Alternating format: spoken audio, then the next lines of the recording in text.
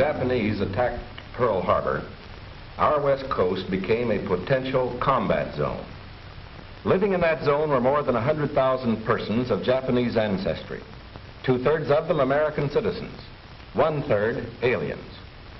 We knew that some among them were potentially dangerous. Most were loyal.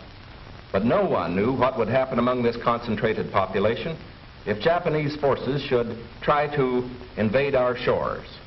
Military authorities therefore determined that all of them, citizens and aliens alike, would have to move. This picture tells how the mass migration was accomplished. Neither the Army nor the War Relocation Authority relished the idea of taking men, women, and children from their homes, their shops, and their farms. So the military and civilian agencies alike determined to do the job as a democracy should, with real consideration for the people involved. First attention was given to the problems of sabotage and espionage. Now, here at San Francisco, for example, convoys were being made up within sight of possible Axis agents. There were more Japanese in Los Angeles than in any other area. At nearby San Pedro, houses and hotels occupied almost exclusively by Japanese were within a stone's throw of a naval air base, shipyards, oil wells. Japanese fishermen had every opportunity to watch the movement of our ships. Japanese farmers were living close to vital aircraft plants. So as a first step, all Japanese were required to move from critical areas such as these. But of course, this limited evacuation was a solution to only part of the problem. The larger problem, the uncertainty of what would happen among these people in case of a Japanese invasion, still remained. That is why the commanding general of the Western Defense Command determined that all Japanese within the coastal area should move inland. Immediately, the Army began mapping evacuation areas and for a time encouraged the Japanese to leave voluntarily. The trouble for the voluntary evacuees soon threatened in their new locations. So the program was quickly put on a planned and protected basis. Thereafter, the American citizen Japanese and Japanese aliens made their plans in accordance with Army orders. Notices were posted. All persons of Japanese descent were required to register. They gathered in their own churches and schools, and the Japanese themselves cheerfully handled the enormous paperwork involved in the migration. Civilian physicians made preliminary medical examinations. Government agencies helped in 100 ways. They helped the evacuees find tenants for their farms. They helped businessmen lease, sell, or store their property. Now, this aid was financed by the government, but quick disposal of property often involved financial sacrifice for the evacuees. Now the actual migration got underway. The Army provided fleets of vans to transport household belongings and buses to move the people to assembly centers. The evacuees cooperated wholeheartedly. The many loyal among them felt that this was a sacrifice they could make in behalf of America's war effort. In small towns as well as large, up and down the coast, the moving continued.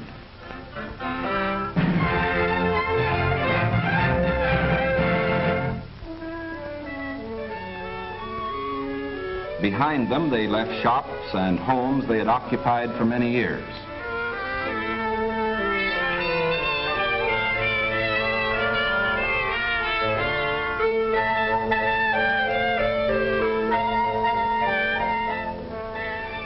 Their fishing fleets were impounded and left under guard. Now they were taken to racetracks and fairgrounds where the Army almost overnight had built assembly centers. They lived here until new pioneer communities could be completed on federally owned lands in the interior. Santa Anita Racetrack, for example, suddenly became a community of about 17,000 persons. The Army provided housing and plenty of healthful, nourishing food for all. The residents of the new community set about developing a way of life as nearly normal as possible. They held church services, Protestant, Catholic, and Buddhist. They issued their own newspaper, organized nursery schools, and some made camouflage nets for the United States Army. Meanwhile, Meanwhile, in Arizona, Utah, Colorado, Wyoming, and elsewhere, quarters were being built where they would have an opportunity to work and more space in which to live. When word came that these new homes were ready, the final movement began.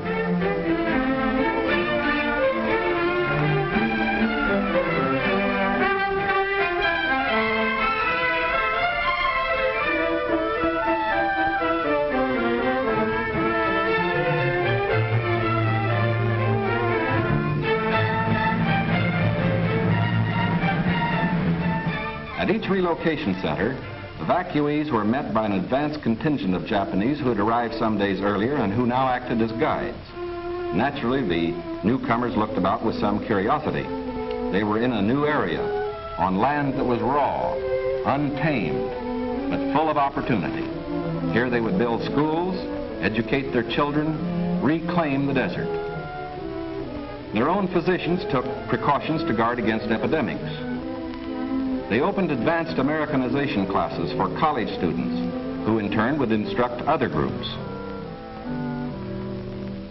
They made a rough beginning at self-government, for while the Army would guard the outer limits of each area, community life and security within were largely up to the Japanese themselves. They immediately saw the need for developing civic leaders. At weekly community meetings, citations were given to the block leaders who had worked most diligently. Special emphasis was put on the health and care of these American children of Japanese descent.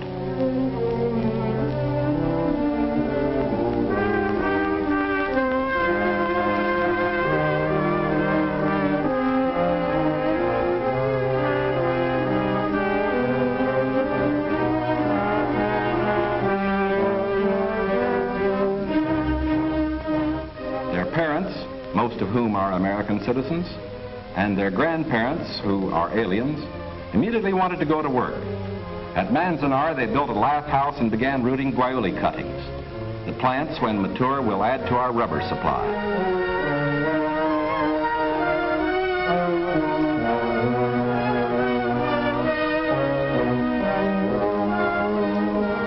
At Parker, they undertook the irrigation of fertile desert lands.